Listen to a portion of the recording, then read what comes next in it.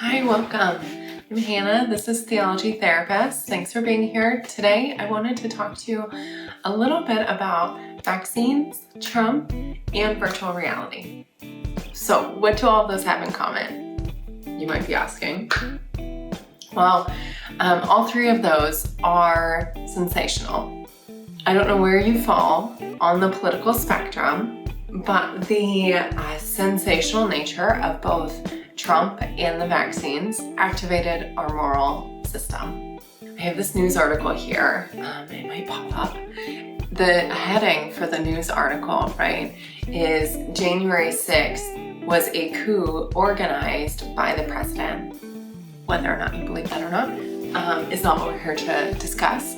What I want to point out is that an article like this or a heading like this is intended to activate you. It's intended to make a potentially unrelated issue personal.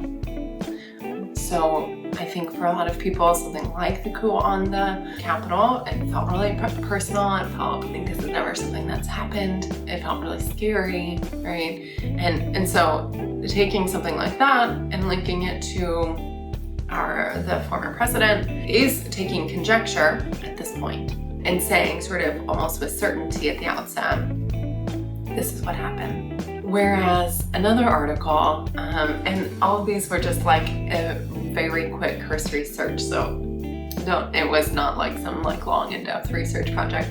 Another article I found said how Trump spent Easter, and it was a quote, "He is no longer president, so he doesn't have to go to church." And I mean, yes, that's true, but I think that that's something that when we see something like that, we are, I mean, it sort of like adds ammunition to the fire. It feels like it activates us. It feels like, oh God, everything about him and his presidency or whatever was a lie.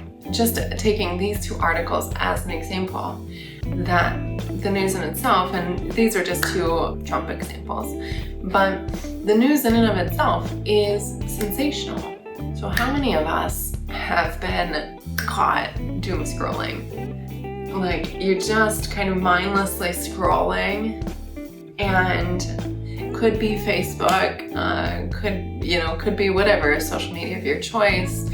But at this point, they all sort of include some aspect of news. Typically, like I get a lot of news updates from Instagram, and then I have to go check out and see how valid it is or isn't. So how many of us have been caught doom scrolling? And okay, we all know what that is, but why is it called doom scrolling? Well, it's because it's like this nature, the act of this kind of scrolling action is repetitive. It's very addicting to just see these images kind of scroll across the screen. And, so we're thinking doom scrolling here. The things that we're looking at, they're not uplifting things. It's not like we're reading our sacred texts or something and scrolling past it. No, it's the things that are coming up on our screen, like these news articles, are things that are really sensational. When we're mindlessly scrolling and consuming media that increases our fear and anxiety, we're reinforcing that sensationalism is the primary reality. Virtual reality creates another world. So when you put on the glasses, the goggles, everything around you changes, and the world at your fingertips, actually the world that you can touch, disappears. I was just having a conversation with my partner last night about the metaverse. I don't know how up to date you guys are on the metaverse, but it's this thing, and we know somebody who just recently bought land in the metaverse. Like a common somebody, a Joe Schmo somebody, not like a Jeff Bezos somebody. And so we were talking about like the future of reality. Here in Milan, there was the first pop-up shop that has ever happened in the world for virtual reality. And so if you go in there, it's like you can also go there in the virtual reality.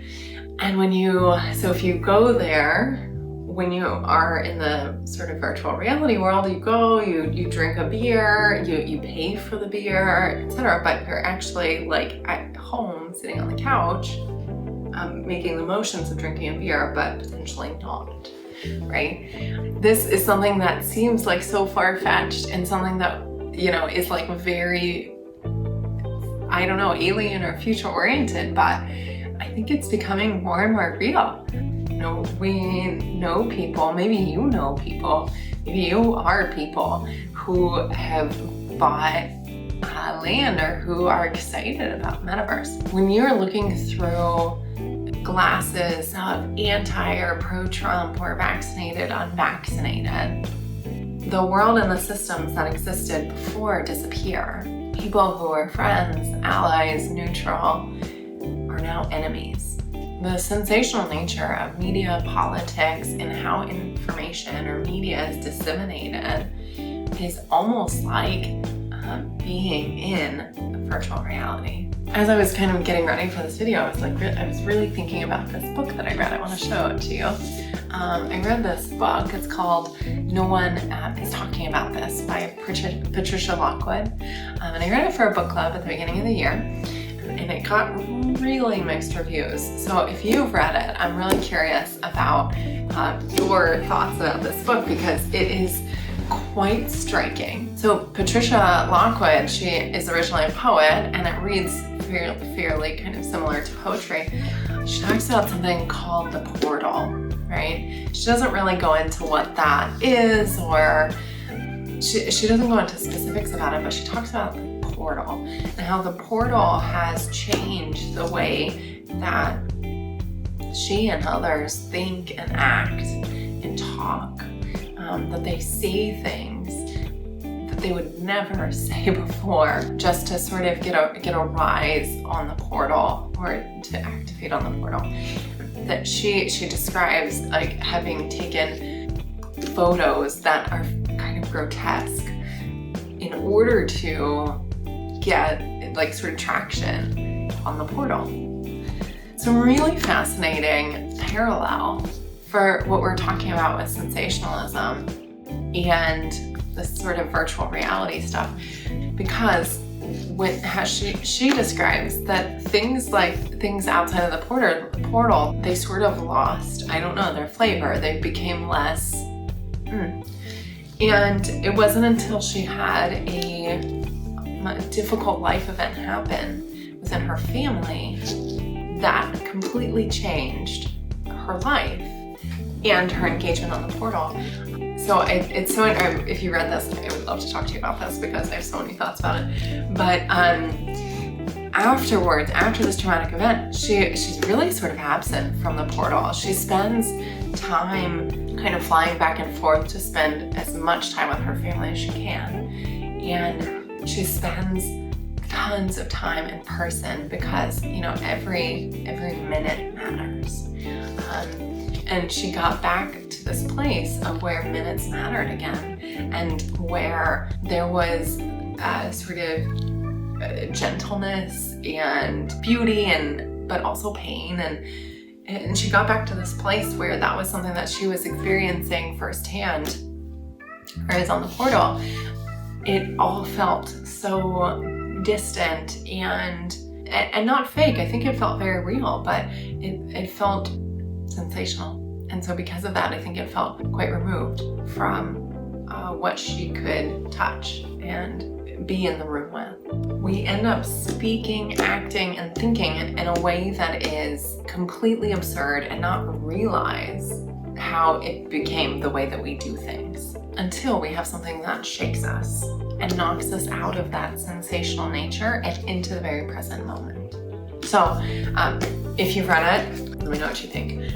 But it's a really interesting parallel to thinking about the impact that these types of things, that media, that virtual reality, that they have on us and the way we think and engage in the world. I just want to give a little tie back to a sort of ancient context here. Jesus lived in occupied land, and media and information dissemination was quite different then. But then virtual reality was mob mentality. Because of this, he regularly spent time in nature, in solitude, or one-on-one with people. We see over and over again, from Jesus to the Buddha, how prophets and teachers, they frequently remove themselves from the information overload of their time and into a different context, different reality that touched something deeper, something alive that they missed or they couldn't otherwise hear. This is what's required to step back from the sensationalism, to shake ourselves off of the kind of virtual reality that we may be sucked into, and to tap into the life spring that's all around us. If you found this helpful, share this video. Remember to press the subscribe button so that you can stay up to date on all weekly videos. Thanks, I'll see you next time.